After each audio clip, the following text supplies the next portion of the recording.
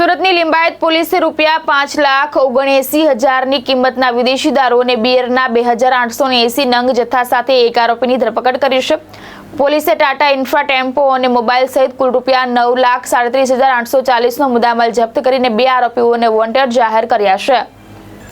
લિંબાયત પોલીસે બાતમીના આધારે કાર્યવાહી કરીને ટાટા ઇન્ફ્રા ટેમ્પોમાંથી વિદેશી દારૂ અને બિયરના 2,880 નંગનો જથ્થો ઝડપી પાડ્યો હતો. પોલીસે સ્થળ ઉપરથી મુખ્ય આરોપી મોહનજી સોલંકીની ધરપકડ કરી હતી. કાર્યવાહી દરમિયાન ₹5,79,000 દારૂ અને બિયરનો જથ્થો, ટેમ્પો તથા મોબાઈલ સહિત કુલ ₹9,37,000થી વધુનો મુદ્દામાલ કબજે કરવામાં આવ્યો છે. આ કેસમાં સોનુ અને ભાનસિંગ નામના 2 આરોપીઓને વોન્ટેડ જાહેર કરી તેમની શોધખોળ શરૂ કરવામાં આવી છે.